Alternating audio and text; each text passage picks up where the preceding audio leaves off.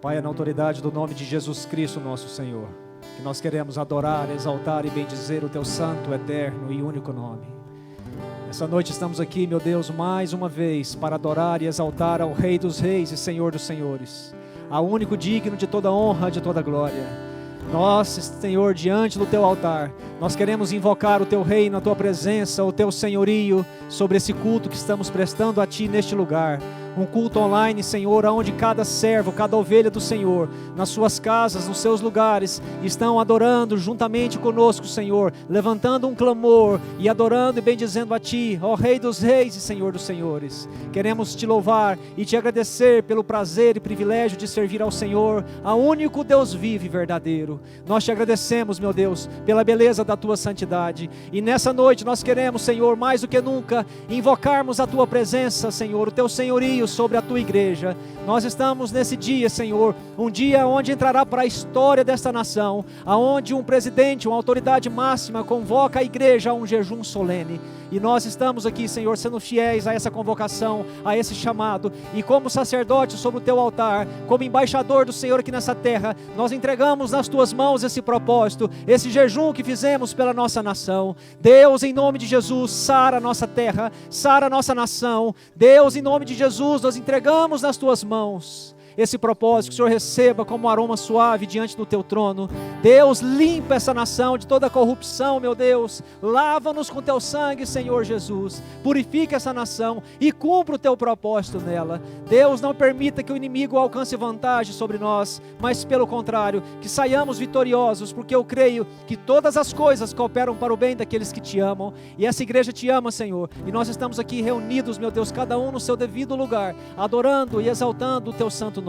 Nós pedimos a Ti, Senhor, nesse propósito que fizemos, que o Senhor venha limpar, meu Deus, a nossa nação de toda idolatria, de toda prostituição, de toda corrupção. Nós pedimos a Ti, Senhor, que o Senhor envergonhe todos os inimigos dessa nação, meu Deus, e que o Senhor venha sarar a nossa terra, Pai. Oramos em nome de Jesus. Também pedimos a Ti que o Senhor dê sabedoria aos nossos ministros, aos nossos governantes, ao nosso presidente da República, Jair Messias Bolsonaro. Capacita o Teu servo, meu Deus, para esse grande chamado, e que o nome do Senhor seja exaltado no governo dele. Oramos a Ti, Deus, como igreja, louvamos e bendizemos o Teu nome e declaramos o Teu reino, Teu senhorio, Tua presença sobre esta nação.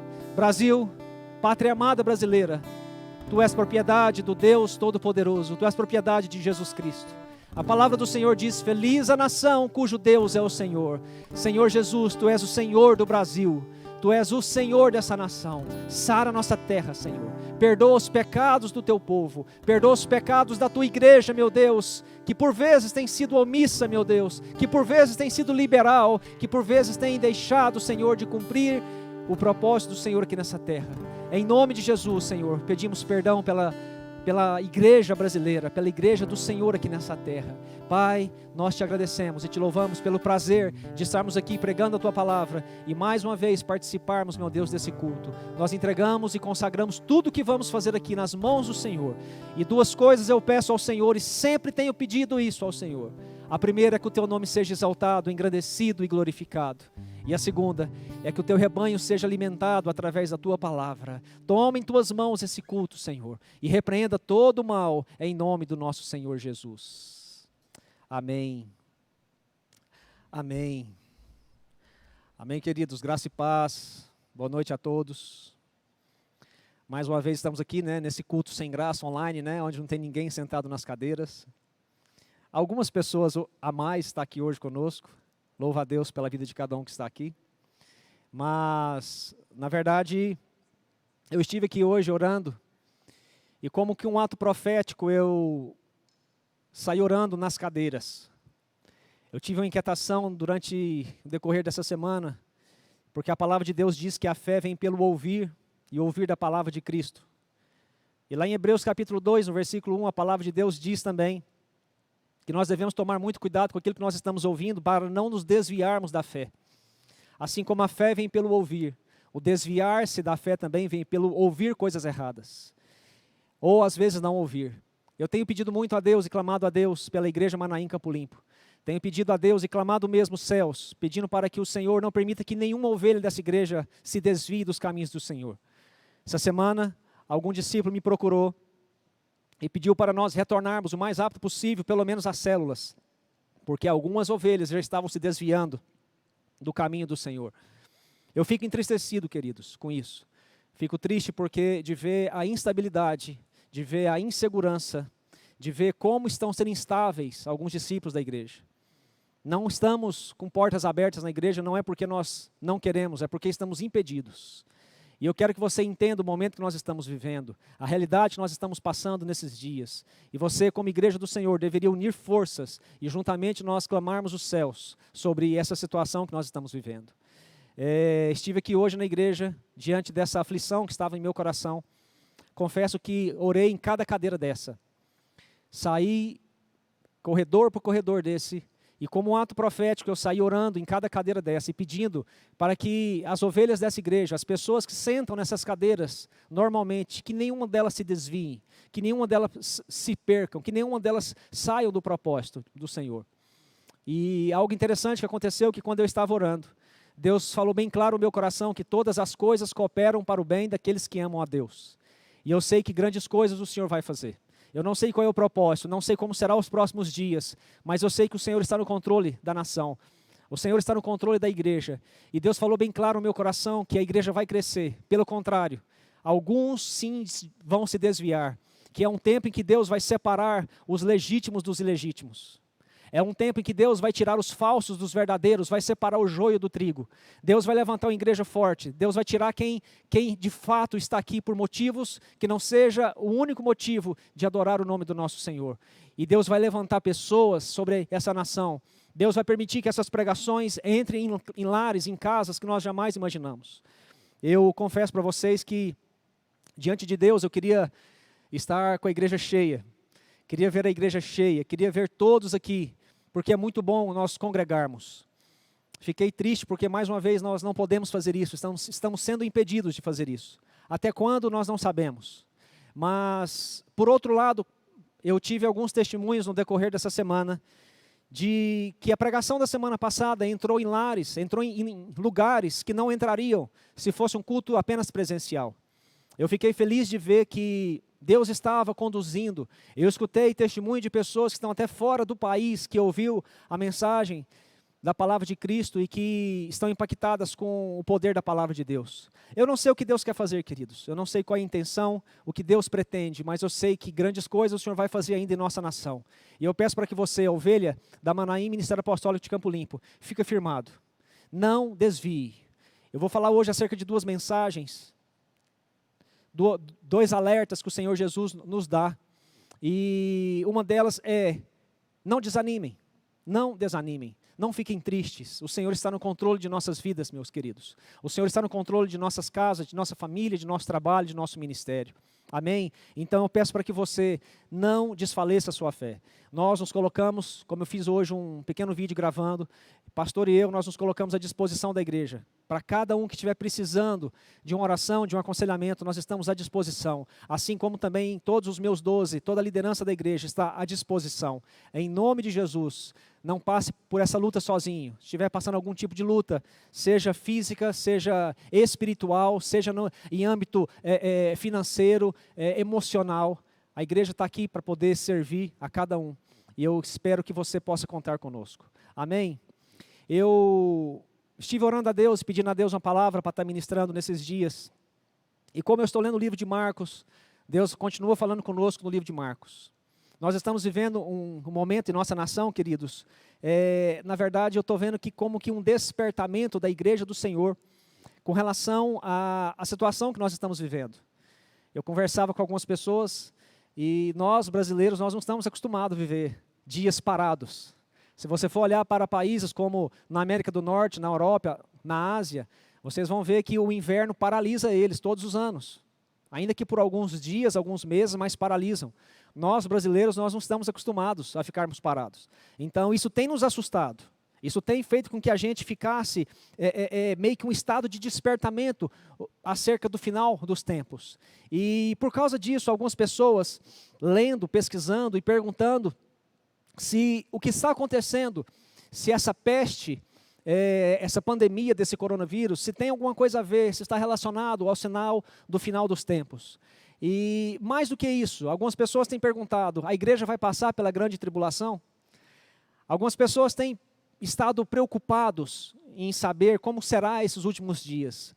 E eu queria que, mais do que isso, a pergunta que nós devemos fazer nessa hora é: qual é o meu papel diante de tudo isso? Qual é a minha função diante de tudo isso? É muito importante, sim, nós conhecermos da palavra, sabermos o que a palavra nos orienta acerca dessas coisas que vão acontecer, queridos, e que eu vou te mostrar na palavra hoje, que já está batendo as nossas portas. Você só não vê se você não quer, se você tapar os olhos. Mas eu vou te provar que nós já estamos, sim, vivendo princípios das dores, como diz o Senhor. E através de dados que eu vou estar trazendo aqui hoje nessa palavra, eu queria pregar todo o capítulo 13 de Marcos, mas eu creio que eu não vou conseguir por causa do tempo. Talvez nós vamos dividir essa pregação em duas partes, porque Marcos capítulo 13 vai falar acerca de quatro estágios dessa vinda do Senhor. E eu quero trabalhar cada uma delas com vocês, explicando para que você não seja enganado, para que você não seja iludibriado, para que você seja alguém que não fique preocupado com essas coisas, mas que antes você se preocupe em cumprir o teu propósito, em designar a sua função, o seu papel aqui. Amém? Então eu quero pedir que você abra a sua Bíblia do Evangelho segundo Marcos, no capítulo 13. Nós vamos estar meditando na palavra de Deus. Marcos capítulo 13. Nós vamos ler a partir do versículo de número 1. E eu queria que você na sua casa pegasse a sua Bíblia e acompanhasse esse texto. E se necessário grifar algumas coisas, sublinhar algumas coisas, seria importante você fazê-lo. Marcos 13, versículo 1. A palavra de Deus diz assim: quando ele, Jesus, estava saindo do templo, um de seus discípulos lhe disse: Mestre, olha, que pedras enormes, que construções magníficas. Você está vendo todas essas grandes construções? Perguntou Jesus.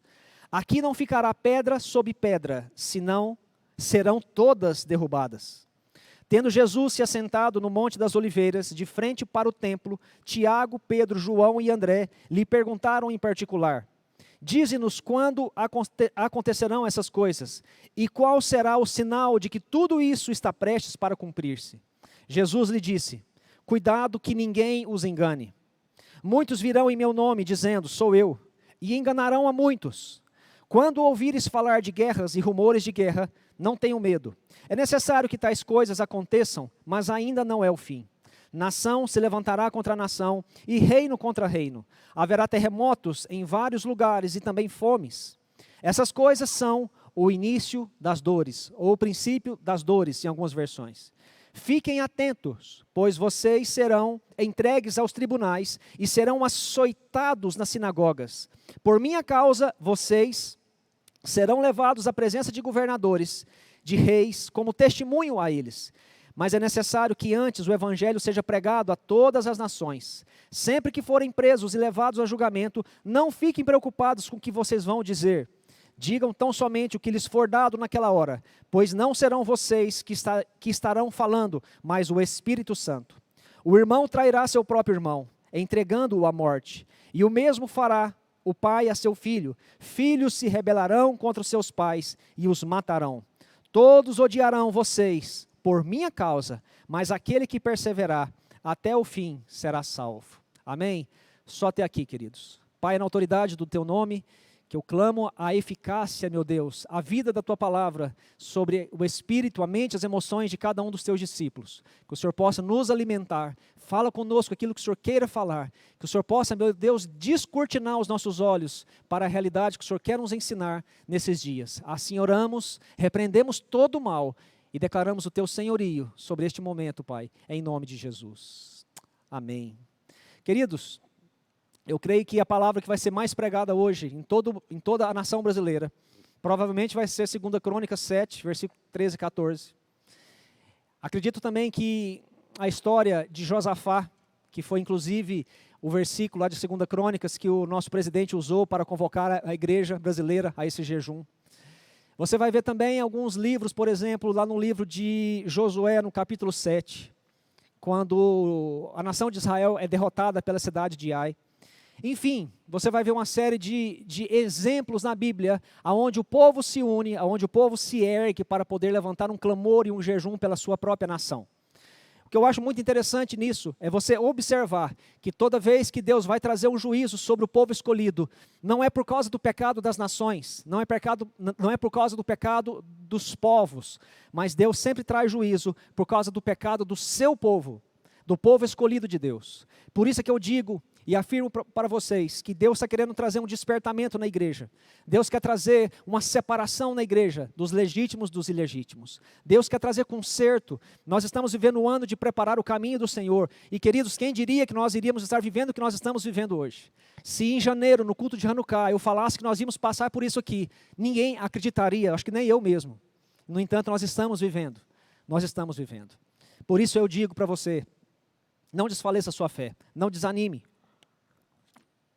Mas pelo contrário, que você venha estar fortalecido nesses dias, lendo a palavra de Deus, meditando nela, de dia e de noite, como diz a palavra. Amém? Eu vou tratar de um assunto, queridos, que é um dos assuntos mais falados até hoje, é um dos assuntos mais comentados da Bíblia. Para você ter ideia, você vai ver mais de 300 vezes a palavra de Deus falando sobre a primeira vinda de Jesus. E 8 vezes mais, isto é, mais de 2.400 vezes você vai ver a Bíblia falando acerca da segunda vinda de Jesus. E esse tema é um tema muito polêmico, é um tema que dá muitas vertentes teológicas, e que muitos discutem acerca de uma série de coisas, inclusive a questão, Jesus vai voltar e buscar a sua igreja antes ou depois da grande tribulação. Tudo isso eu vou estar mostrando aqui para vocês. Se eu não conseguir terminar hoje, provavelmente nós terminamos no próximo culto. Mas eu quero que você esteja antenado a tudo que nós vamos estar falando. Muitos estão equivocados, porque a palavra de Deus diz que ninguém vai saber nem o dia e nem a hora. E muitos estão, às vezes, nessa busca, nesse anseio de saber o dia e a hora. Muitos estão fazendo contas matemáticas, querendo buscar datas para a vinda de Cristo. Queridos, isso é um grande engano. E eu tenho visto, às vezes, grandes comentaristas teológicos, que eu inclusive admiro muito, mas que pessoas estão equivocadas quanto a tentar achar esse dia e essa hora, porque estão reservadas apenas para Deus, o nosso Senhor, o nosso Pai. Amém? E lá em Marcos, no capítulo 13, ele vai descrever 3 estágios dessa grande tribulação, desse período de tribulação. E eu quero que você esteja bastante atento sobre esses 3 estágios, para que você não se perca. Vai falar acerca do início, vai falar acerca do meio, e vai falar acerca do fim, e dos acontecimentos que vai marcar o fim dessa grande tribulação. E por fim, o Senhor vai deixar 2 parábolas no final do capítulo 13, para nos mostrar qual é a nossa responsabilidade diante de tudo isso. Que é o que eu queria falar com vocês hoje, mas eu creio que eu não vou conseguir. Eu quero trabalhar com vocês pausadamente em cima disso. E essa primeira parte que nós lemos de Marcos, de 1 a 13, vai falar acerca do início da tribulação. Não entenda que isso aqui está falando, que isso aqui já é a volta de Jesus, queridos. Estamos dividindo o que Jesus está nos ensinando em 3 partes. Isso aqui é apenas o princípio. E o Senhor usa a expressão, o início das dores, ou princípios das dores. Essas dores que o Senhor Jesus usa aqui, refere-se a uma mulher que está entrando em dores de parto, literalmente. E assim como vai ser as dores de uma mulher entrando em serviço de parto, assim será esse princípio das dores. Virá de forma de repente e crescente. Então, queridos, eu quero chamar a sua atenção, porque todos os sinais que o Senhor Jesus vai nos mostrar aqui na palavra dele, tudo isso sempre aconteceu na história da humanidade. Talvez o que nós vamos falar aqui você possa pensar aí na sua casa, mas tudo isso sempre aconteceu na história da humanidade. Sim, de fato, tudo que o Senhor Jesus nos orientou aqui na sua palavra, tem acontecido sim na história da humanidade. Mas eu quero chamar a sua atenção para uma crescente, para uma constância maior dos fatos que está acontecendo. E eu quero te chamar a atenção que o Senhor nos diz acerca de 2 alertas. E o primeiro alerta que Ele nos dá é, não se deixe enganar, não sejam enganados. Jesus vai trazer então a lista de coisas que vai marcar o início desse princípio das dores. São indicações de que essas dores de parto, essas tribulações, está apenas no começo. E eu quero que você analise, que você veja. Eu vou te mostrar dados aqui. E eu vou te provar, biblicamente falando, e através dos dados que eu vou te mostrar, que de fato o Senhor está às portas. Que nós estamos sim vivendo esse princípio das dores. O Senhor começa falando, e Ele vai dizer acerca de falsos cristos. O engano religioso que virá, falsos profetas, falsos discípulos, pregando um falso evangelho. Queridos, isso sempre aconteceu na história da humanidade. Mas de um tempo para cá, tem se intensificado de uma maneira muito rápida, de uma maneira muito clara. Você está vendo, não sei se você acompanha, assim como eu, mas um avivamento de segmentos religiosos que não é o Evangelho do Senhor Jesus. Inclusive o próprio gnosticismo, que foi combatido na época de Jesus, foi combatido pelos apóstolos Paulo, João e Pedro. Eles combatiam esses gnósticos, esses homens que tinham uma fé mística. Eles eram baseados na palavra de Deus, mas eles distorciam grandes coisas e grandes verdades da palavra de Deus. Nós estamos vendo hoje o aumento desse gnosticismo sendo pregado e sendo crescido de uma escala muito grande. Pessoas que estão valorizando mais as suas próprias experiências do que o próprio conteúdo do Evangelho. Como eu disse aqui esses dias para trás, pessoas estão preferindo mais um arrepio na espinha, na nuca, do que luz na mente e fogo no coração. As pessoas estão buscando mais próprias experiências. As pessoas estão buscando mais uma fé mística, ao invés de conhecer o conteúdo da palavra de Deus. E é nisso que muitos estão se perdendo. Não sei se você sabe, mas a cada dia, 5 novas doutrinas são criadas no mundo. 5 novas doutrinas por dia são criadas. Queridos, o próprio islamismo, não sei se você sabe, mas o islamismo já passou da casa de 1 bilhão de adeptos. Já está próximo de quase 1,5 bilhão de adeptos. O islamismo é a religião isolada que mais cresce no planeta. Para você ter ideia, a Europa, que é o berço do protestantismo, você vai ver que a Europa está sendo quase toda tomada, e eles estão, inclusive tem um jornal islâmico que está falando que até 2050 toda a Europa vai ser islamizada, vai ser convertida ao islamismo. Então, queridos, a gente vê muito esse crescimento desses falsos profetas, desses falsos cristos, desses falsos seguidores de um evangelho falso. Você vai ver, por exemplo, não apenas o islamismo, mas o liberalismo tem crescido nas igrejas brasileiras. Queridos, é impressionante de ver como que as igrejas estão permitindo que o liberalismo entre. Esse mesmo liberalismo que começou também na Europa, depois passou para a Ásia, para a América do Norte e está chegando aqui na América do Sul já tem algum tempo. E as igrejas estão tornando-se extremamente liberais. Uma realidade nos nossos dias, bem diante dos nossos olhos. O Senhor tem nos alertado acerca disso. A segunda causa, o segundo ponto que o Senhor coloca aqui para nós e que Ele vai falar, que também será um sinal desse princípio das dores, as guerras, os conflitos entre as nações. Queridos, talvez você possa dizer assim, mas pastor, desde que terminou a Segunda Guerra Mundial em 1945, nós não tivemos mais guerra. Quem disse, queridos? Nós vivemos um mundo de guerras. Nós estamos em meio a guerras. Se você não está atualizado acerca disso, é bom que você se atualize. Nós estamos vivendo o auge dos conflitos internos, dos conflitos interpessoais, familiares, eclesiásticos, nacionais e internacionais. Deixa eu te passar um dado para que você entenda o que eu estou querendo dizer. Durante a Primeira Guerra Mundial, você vai ver que quase 30 milhões de pessoas morreram por causa da Primeira Guerra Mundial. A Segunda Guerra Mundial, que foi de 1939 a 1945, em torno de 56 milhões de pessoas morreram. E no fim da Segunda Guerra Mundial, teve-se um saldo de 56 milhões de pessoas mortas e um prejuízo de $1 trilhão. Nesse tempo, constatou-se que a guerra não vale a pena, em que a guerra não seria proveitosa, porque além de trazer morte, dá um prejuízo financeiro muito grande para as nações. E era para o povo tomar isso como exemplo, era para as pessoas conscientizar acerca que de fato a guerra não vale a pena, mas não é isso que nós estamos vivendo. Queridos, para você ter ideia, foi feito um estudo nos Estados Unidos recentemente, em que diz que 50% dos cientistas mundiais, eles estão trabalhando em cima de produção de armas, tanto armas de fogo, quanto armas atômicas, quanto armas químicas, como armas biológicas. A verdade é, queridos, que eu quero que você saiba, que você não seja ignorante, que não vai existir uma terceira guerra mundial. Se existisse uma terceira guerra mundial, não sairia nenhum vencido e nenhum vencedor. A prova disso é esse pequeno coronavírus que está assolando todo mundo. As armas químicas e biológicas que hoje existem, simplesmente exterminaria toda a raça humana.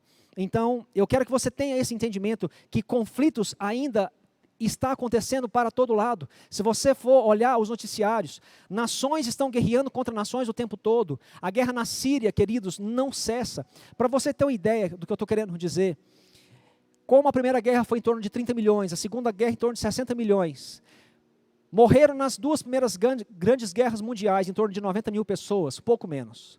Nos últimos 100 anos, mais de 200 milhões de pessoas morreram em guerras. Ou seja, depois da Segunda Guerra para cá, morreu mais pessoas em guerras do que a soma da Primeira e da Segunda Guerra Mundial.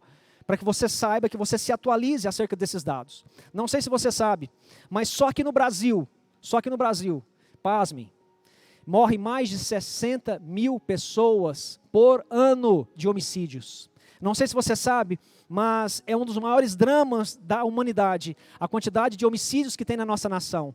Conflitos internos dentro da nação brasileira, combatendo-se droga, narcotráfico, tem morrido mais de 60 mil pessoas. Não sei se vocês sabem disso, mas a quantidade de pessoas que morrem na nação brasileira, por ano, corresponde a 61% de todas as mortes em guerras, de, por exemplo, a guerra na Síria, no Iraque, no Iêmen e na Líbia. Queridos, é um número gigantesco, você não faz ideia de quantas guerras, conflitos internos, conflitos nacionais, internacionais, conflitos interpessoais têm acontecido, quantas guerras nós estamos travando nesse momento em nossa nação. E eu não sei se você sabe, mas é num momento como esse, é numa veia como essa, de conflitos, onde as leis vão ser fragilizadas, é que o anticristo vai vir. Eu vou falar sobre o anticristo mais à frente um pouco, mas tudo isso que está acontecendo no mundo é uma preparação, sim, para a vinda do anticristo. Não se iluda acerca disso. O terceiro fenômeno, o terceiro acontecimento que Jesus disse, que vai acontecer, que vai marcar o princípio das dores, é sobre os fenômenos naturais desordenados, os terremotos. Queridos, eu não sei se você sabe, mas terremotos não é apenas um fenômeno natural. Terremoto é sinal do juízo de Deus sobre a humanidade que o rejeita. Toda vez que tem terremotos, você não pode olhar para esses fatos isolados como sendo de naturezas físicas, naturais. Não são.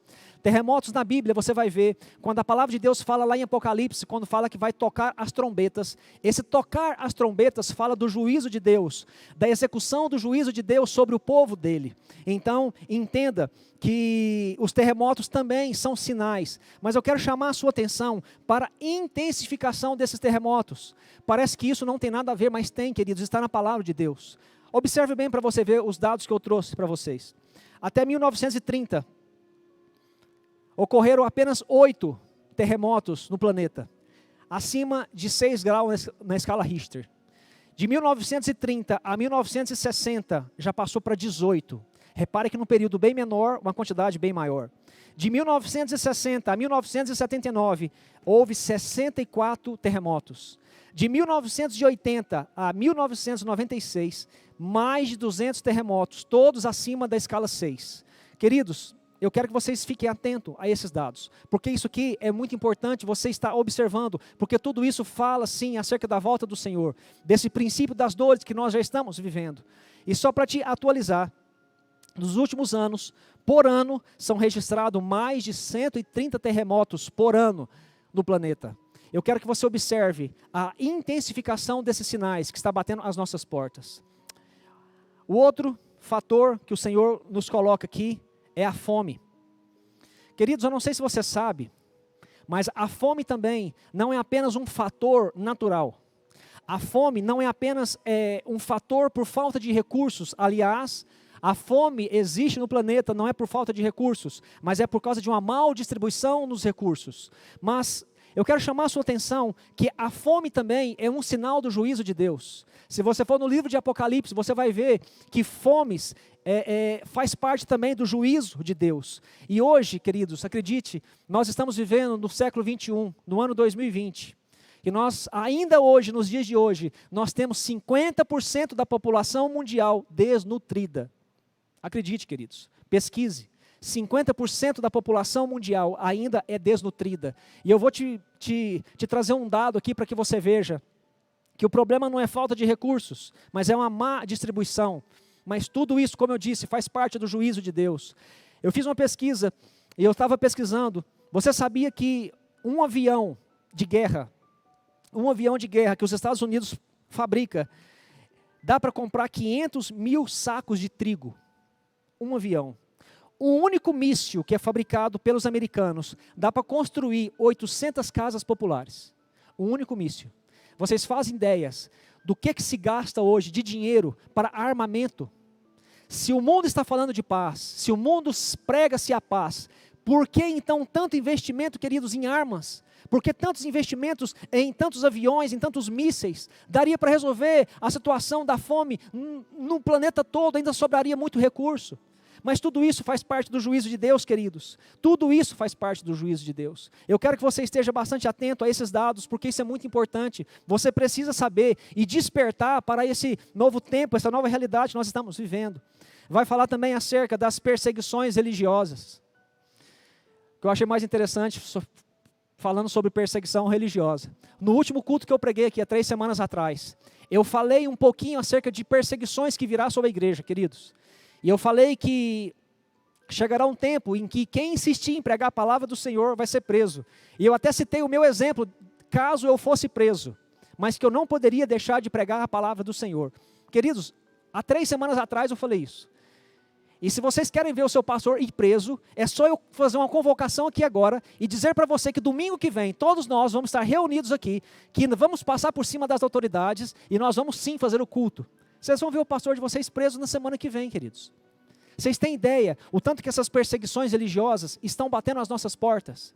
Acorda, queridos, acorda para a realidade que nós estamos vivendo. Nós estamos vivendo um tempo de perseguições como nunca temos vivido. Tais acontecimentos, eu sei, você vai dizer, sempre esteve presente na história, mas nada se compara a esse período do princípio das dores. E Jesus vai indicar que haverá uma aceleração muito grande desse fenômeno. E aí o Senhor Jesus vai chamar atenção para a segunda alerta que Ele quer nos trazer. E Ele vai dizer lá, não desanimem. E eu quero trazer isso para cada um de vocês aqui, não desanimem. Nós devemos sim vigiar acerca desses falsos profetas que estão pregando um falso evangelho. Nós devemos sim nos afastar dele. Mas o Senhor vai falar aqui para nós tomarmos cuidado conosco mesmo, os nossos conflitos internos. O Senhor vai falar sobre a necessidade que nós temos de entrar nessas guerras em níveis pessoais e vencê-las. Não desanimem, porque nós seremos perseguidos por autoridades governamentais, seremos perseguidos sim, mas o Senhor vai dizer, vocês não podem desanimar. Vocês não podem vencer essa guerra pessoal dentro de vocês. Pelo contrário, vocês devem usar dessa perseguição para oportunidade para pregar o Evangelho. Queridos, esse é o nosso papel. Essa é a nossa função. É isso que cabe a nós fazermos. Em momentos como esse, mais do que nunca, nós precisamos nos voltar para a palavra de Deus. É uma pena que muitas pessoas estão voltando para a palavra de Deus, para saber acerca dos sinais. Queridos, nós somos um povo que nós não temos que estar preocupado com sinais. Nós temos que estar preocupado em obedecer a palavra de Cristo. Nós não temos que estar olhando para esses sinais. Nós estamos vivendo um tempo que nós precisamos conhecer a palavra de Cristo e viver a palavra de Cristo. Essa é a nossa função, esse é o nosso chamado.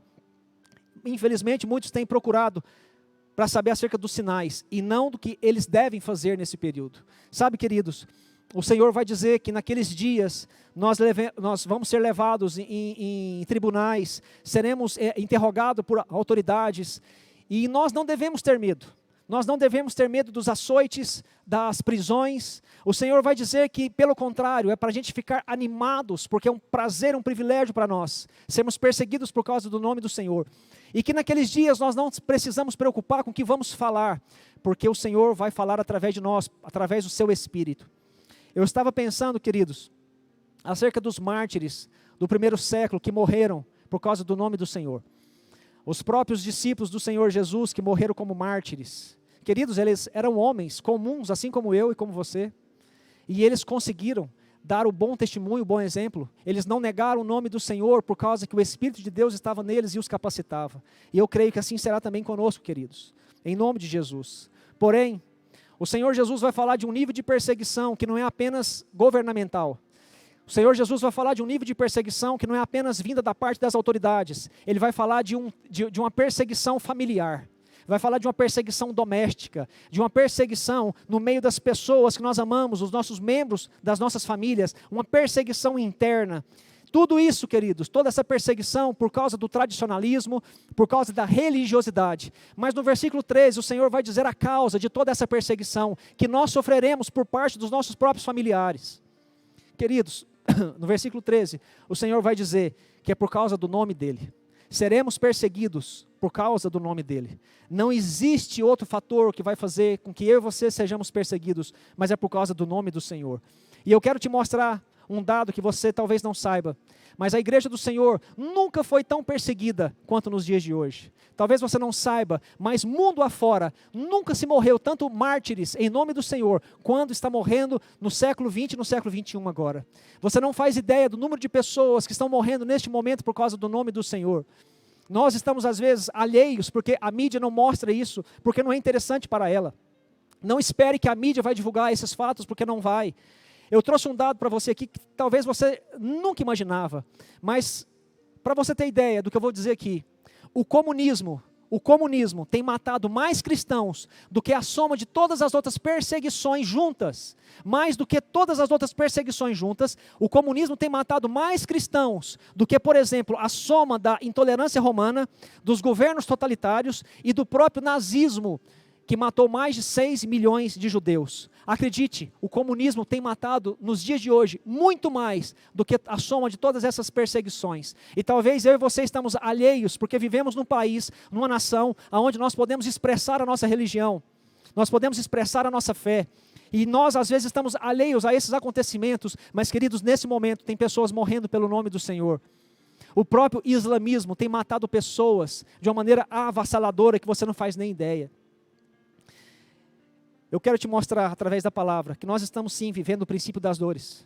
Eu quero te mostrar na palavra que sim, que nós estamos, que é para eu e você estarmos vigilantes dentro das nossas casas. Sim, eu quero te mostrar que nós estamos sim vivendo esses dias em que o Senhor está nos alertando acerca desses princípios das dores que está à porta da igreja. Mas ainda não é o fim, ainda não é os dias que o Senhor vai estar voltando. Um outro fator, para encerrar essa primeira parte, está lá no versículo 10, que antes que o Senhor venha, esse evangelho vai ser pregado a todas as nações. A palavra de Deus diz que não vai ser pregada a todas as pessoas de todas as nações. Vai ser pregada a todas as nações. Todas as nações, de todas as épocas, de todos os tempos, ouvirão a mensagem do evangelho. O que é que eu estou querendo dizer com isso? Talvez você está aí agora, nesse momento, com o telefone na mão, acompanhando essa pregação. E às vezes louvando a Deus pela sabedoria do homem, em nos dar tecnologias tão avançadas que nos permite, nesse momento, em tempo real, nós estamos aqui pregando um culto online para você. Talvez você esteja louvando a Deus pela facilidade da comunicação que nós temos através dos celulares. Mas, queridos, tudo isso é o cumprimento da profecia, o cumprimento da palavra de Deus. Que naqueles dias, todas as nações ouvirão o testemunho do Senhor. Querido, se você for pregar a história das nações, a história das missões, você vai ver que hoje em dia, queridos, existem determinadas intolerâncias religiosas que não nos permitem pregar o Evangelho. Eu me lembro que uma vez nós estávamos lá em Israel, nós estávamos na verdade na cidade de Cairo, lá no Egito, e o apóstolo René foi dar uma palavra dentro de um barco, e esse barco estava ancorado juntamente na margem do rio. E eles não permitiram que pregasse a palavra do Senhor naquele lugar. Eles mandaram que se quisesse pregar, que tinha que pregar longe das margens do rio, escondido deles, porque eles não iriam aceitar. Existem muitas intolerâncias religiosas hoje que não nos permite. De que forma, então, o Evangelho vai entrar em todas as nações? Através das redes sociais, queridos. Através dessa simples ferramenta que nós temos nas mãos, e que é tão poderosa, que você talvez não saiba o poder que isso aqui tem para evangelizar e influenciar pessoas. Queridos, eu fico espantado de ver a velocidade dessas informações. Eu não sei se vocês têm observado, assim como eu, a velocidade das informações que chegam até nós. Na quinta-feira, por exemplo, o pastor e eu estávamos lá no Palácio do Planalto. Eu senti no coração de ir lá e emitir decretos no Palácio do Planalto. E lá nós estávamos orando e emitindo os decretos lá, porque a pastora estava fazendo o procedimento de radiocirurgia dela. e nós ficamos lá de quinta para sexta. Fomos lá para a porta do Palácio do Planalto e começamos a orar e emitir decretos. E eu estou em alguns grupos de diferentes lugares do país. E foi no dia que o nosso presidente convocou a nação para um jejum. Queridos, e quando eu terminei de orar lá na porta do Palácio do Planalto, que eu peguei o meu telefone, já estava um monte de informação, a mesma notícia, em todos os grupos, informado por pessoas diferentes de lugares diferentes. Eu fico impressionado de ver a velocidade que uma informação chega até nós. O mundo todo, em minutos, fica sabendo de qualquer acontecimento que acontece no planeta Terra. Essa velocidade dessa comunicação que está à nossa disposição, às nossas mãos, é o cumprimento da palavra do Senhor, porque nos últimos dias é necessário que o Evangelho seja pregado a todas as nações. Queridos, de que outra forma o Evangelho ia entrar em algumas nações? Pelo amor de Deus, presta bastante atenção nisso. Deus está preparando tudo, inclusive o avanço da tecnologia, é tudo uma preparação para a volta do Senhor, só não vê quem não quer. E agora eu quero tratar com vocês, vamos ler rapidamente o versículo 14. Eu vou falar sobre a parte do meio da tribulação que o Senhor nos mostra. Versículo 14 de Marcos 13. Quando vocês virem o sacrilégio terrível, em algumas versões vai falar assim, a abominável da desolação. Na NVI vai dizer assim, quando vocês virem o sacrilégio terrível no lugar onde deve estar, quem lê, entenda. Então os que estiverem na Judéia, fujam para os montes. Quem estiver no telhado de suas casas, não desça nem entre na casa para tirar dela coisa alguma. Quem estiver no campo, não volte para pegar seu manto. Como serão terríveis aqueles dias para as grávidas e para as que estiverem amamentando. Orem para que essas coisas não aconteçam no inverno. Queridos, aqui o Senhor agora vai entrar numa segunda fase desse período de tribulação. O meio da tribulação. E ele começa no versículo 14, dizendo que o abominável da desolação, o sacrilégio terrível, no lugar onde deve estar. Queridos, quem é esse? Que lugar é esse? E quais são os sinais que vai indicar a volta do Senhor? Presta bastante atenção nisso, que você não fique iludido com relação a esses fatos. Aqui o Senhor vai dizer para nós acerca de algo que vai acontecer e que será um sinal para todos nós. A nação de Israel vai vai assinar um acordo juntamente com esse príncipe que há de vir. Esse príncipe, esse futuro ditador, chamado de anticristo, chamado pela Bíblia de a besta, a grande besta. Israel vai assinar um tratado de paz com esse anticristo. Um período de 7 anos em que o anticristo, esse governo mundial, esse líder mundial, vai prometer segurança à nação de Israel de todos os seus inimigos. Nesse período de 7 anos, que é o período chamado da grande tribulação, nesse período de 7 anos, o Senhor, a nação de Israel vai fazer esse acordo, essa aliança, esse tratado com esse anticristo. É um tratado que vai assegurar paz sobre a nação de Israel durante 7 anos. E nesse período, esse anticristo vai liberar o povo judeu para poder construir o templo, para reconstruir o templo. Queridos, quando você olha para o templo, porque o começo do texto que nós lemos aqui, os discípulos estavam encantados com o templo. Eles estavam no Monte das Oliveiras, de frente para o templo e admirando a construção. Tudo que acontece no templo, o templo é um sinal da aliança de Deus com o povo de Israel. Então, quando você olha para Israel, você vai ver como o termômetro do fim dos tempos. A construção do templo que vai ser reerguido, vai ser permitido pelo anticristo. E a própria nação de Israel vai levantar esse templo num período muito rápido. Eu já ouvi dizer que todas as pedras já estão cortadas para a reconstrução desse templo.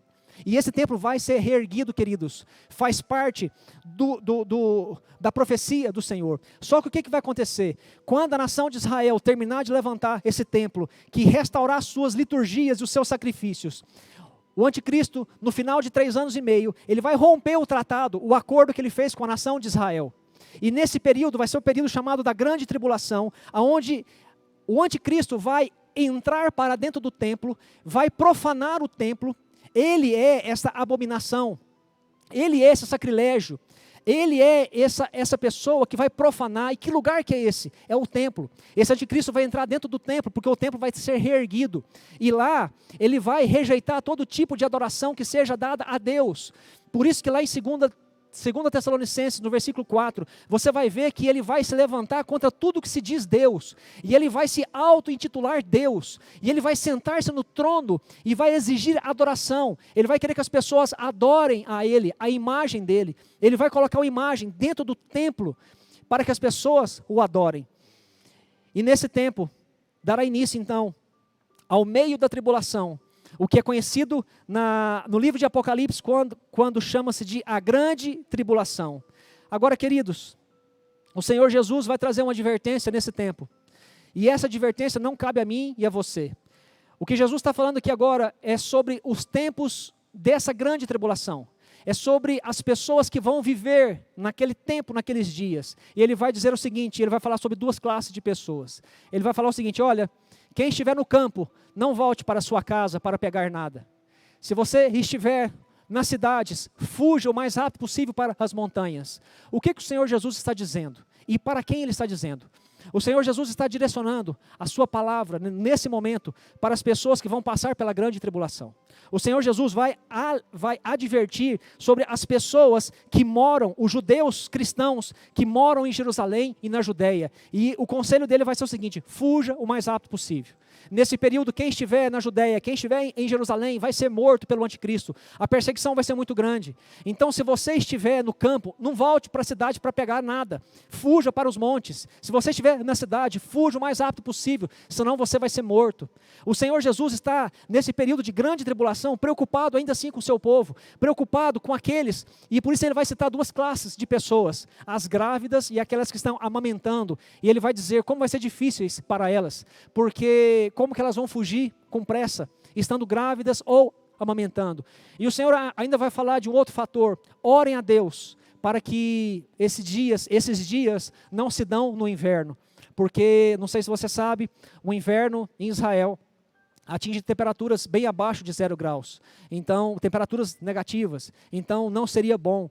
Queridos, eu quero só abrir uma observação nessa hora aqui, para você, que a fé, eu até anotei o que Deus falou comigo, a fé não te isenta de tomar decisões preventivas e fugir dos perigos. A fé não te torna um super cristão. Você precisa tomar cuidado, porque muitos têm tido atitudes ignorantes, inclusive sobre essa epidemia que nós estamos vivendo hoje. Não, eu fui blindado pelo sangue do Cordeiro, esse vírus não me atinge, eu não tenho medo disso. Queridos, não é isso, não é bem assim que a palavra nos orienta.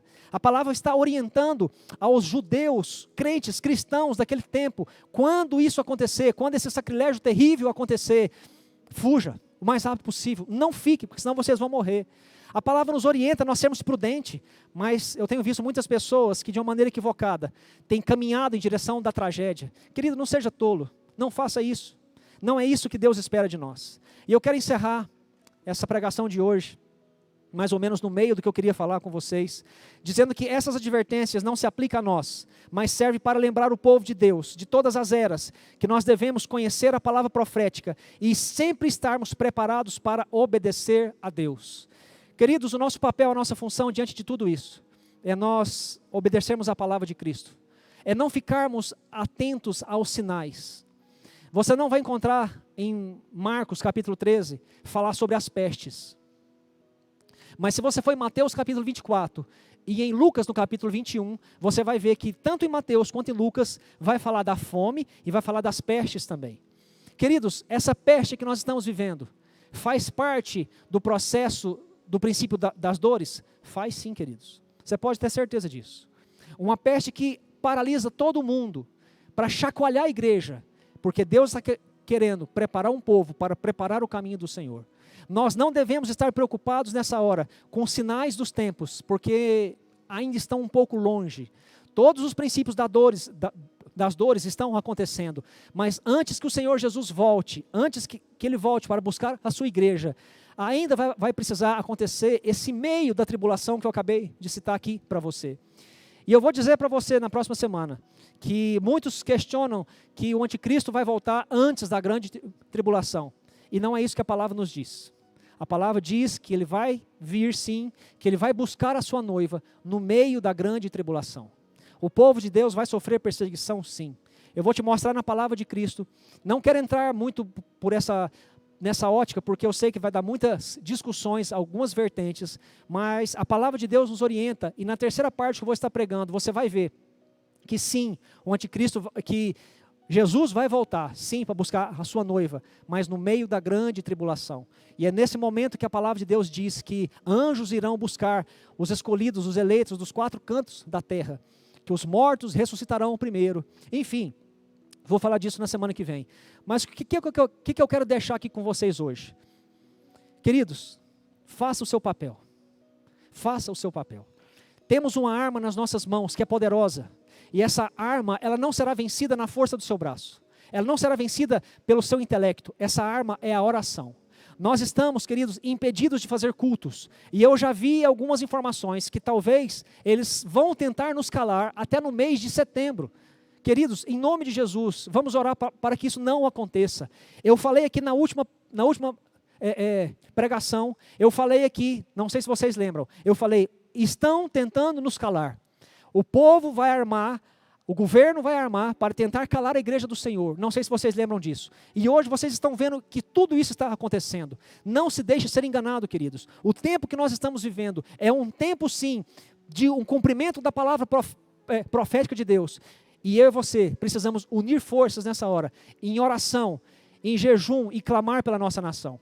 Eu louvo a Deus por você que participou desse propósito.